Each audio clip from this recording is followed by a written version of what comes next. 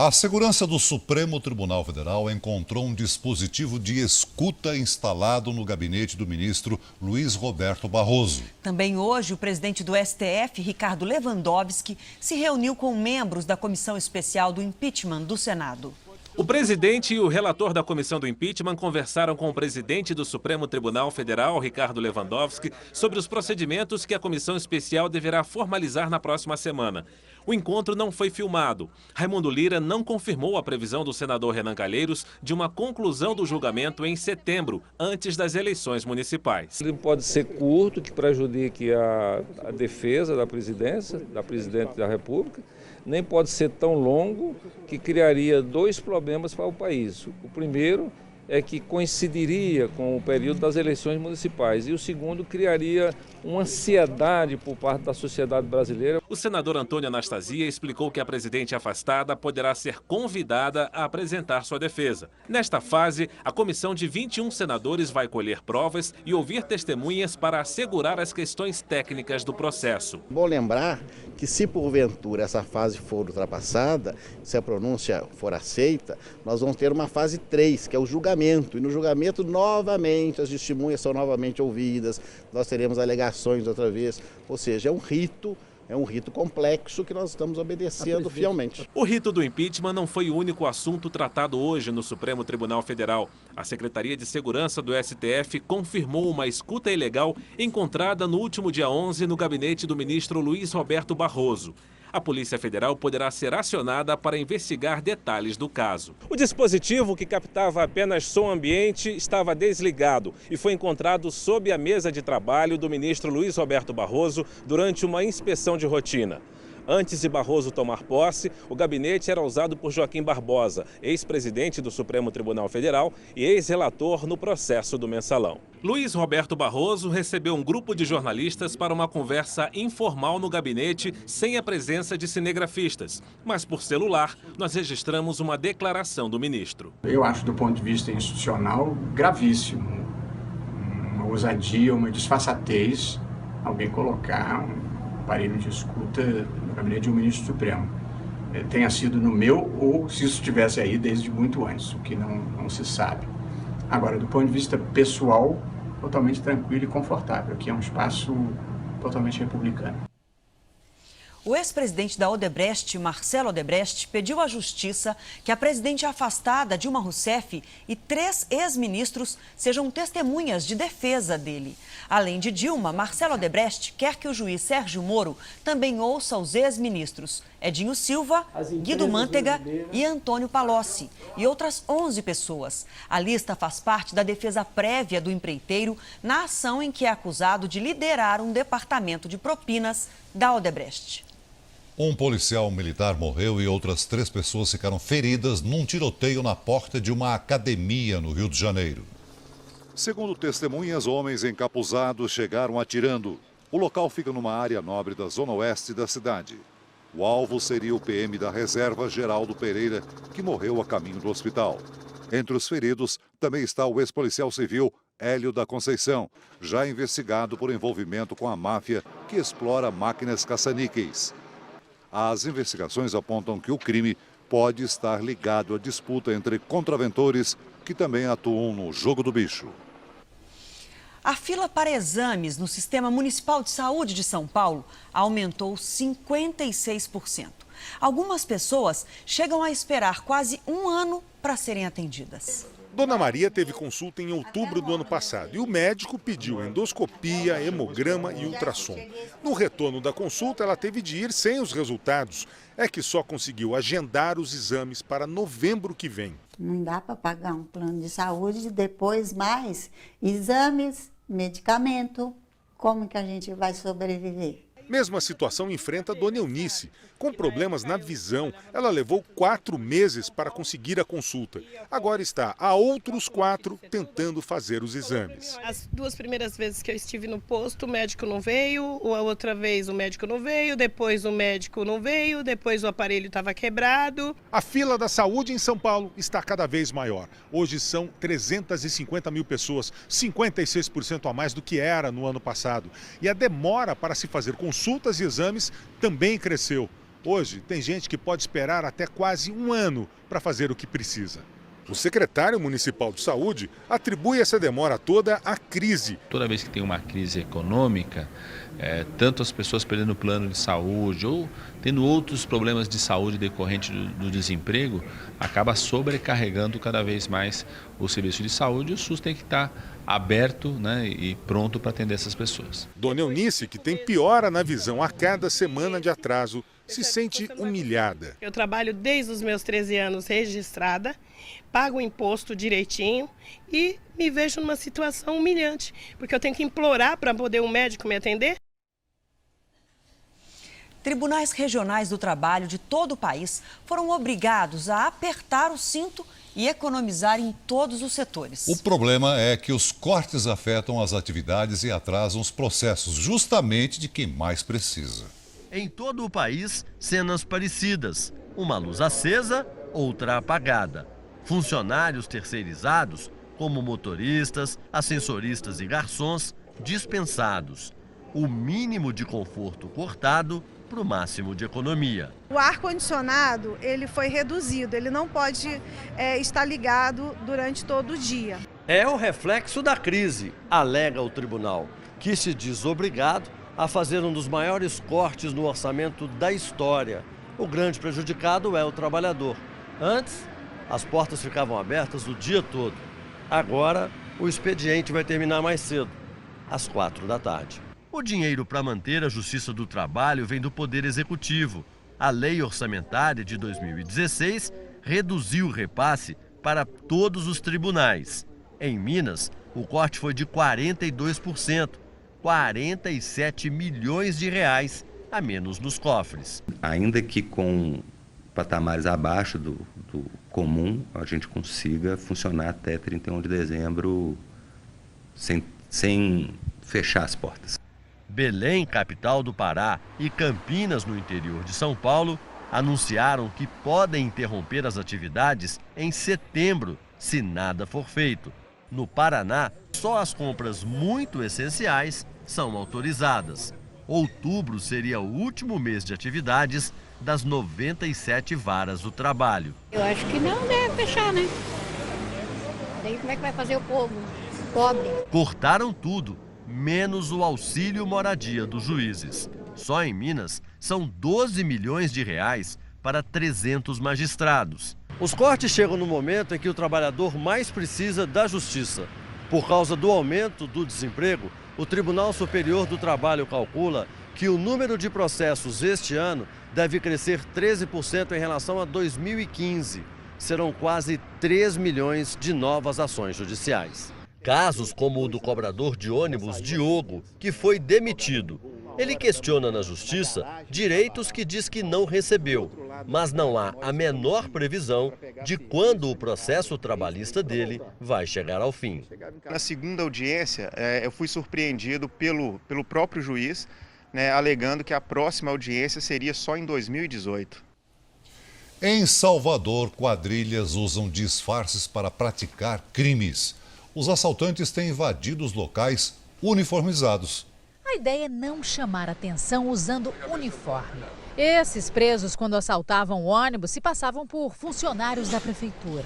Para se safar das blitz, eles têm colocado aquele macacão de construção civil, até bota um capacetinho assim do lado. Na região metropolitana, o alvo foi uma churrascaria. Metade dos bandidos usava uniforme para disfarçar. Eles foram os primeiros a entrar. O grupo rendeu funcionários, clientes e levou o dinheiro do caixa. Fugiram a pé. Já esses vestiram a mesma roupa dos motoristas da empresa de ônibus. Ninguém desconfiou até eles anunciarem um assalto. Levaram o dinheiro e saíram tranquilamente. A polícia ainda não sabe muito sobre as gangues de fardados, mas tem sido cada vez mais comum nas delegacias as queixas tanto das vítimas desses grupos quanto de trabalhadores que tiveram os uniformes roubados. Jailson perdeu o carro. Foi levado por assaltantes usando o uniforme da empresa de limpeza da cidade. Passaram por mim, e em seguida voltaram, sendo que o carona estava com a pistola em punho e já dando voz de assalto, é um assalto, desce do carro.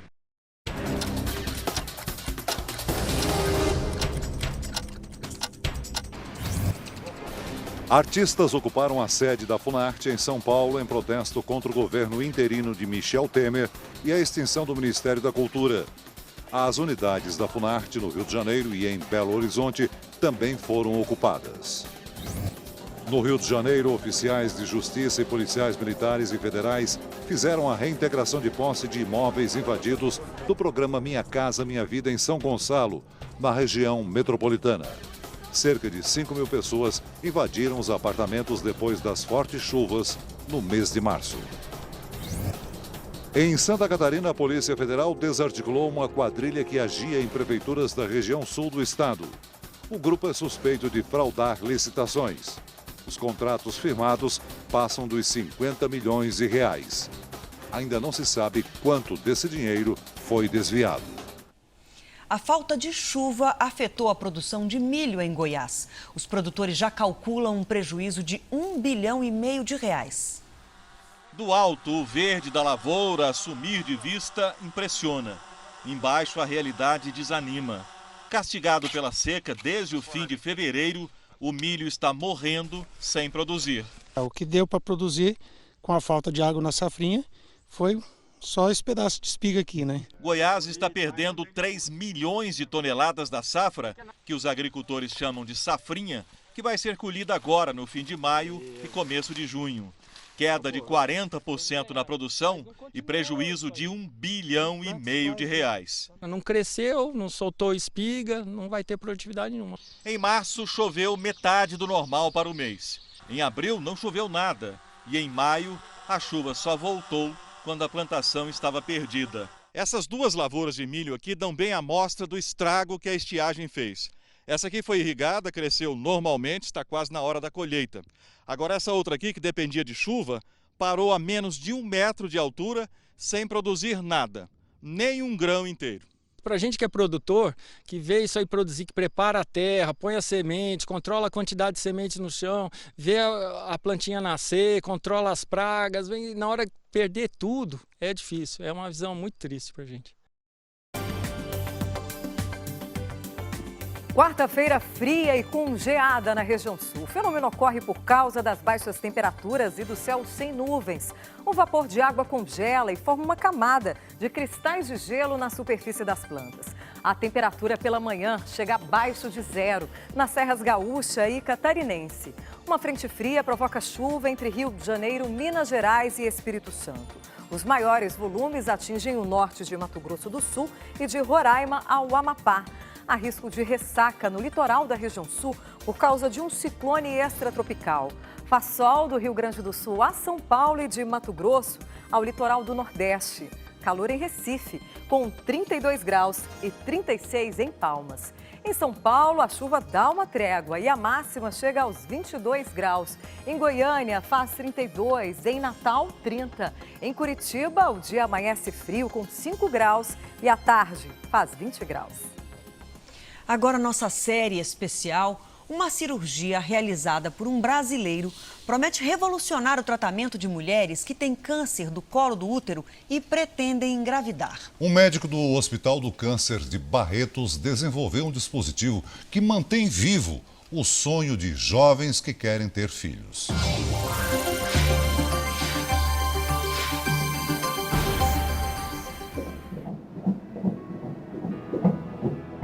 A batida de um coração, o som de uma reviravolta para quem recebeu quase uma sentença: câncer no útero.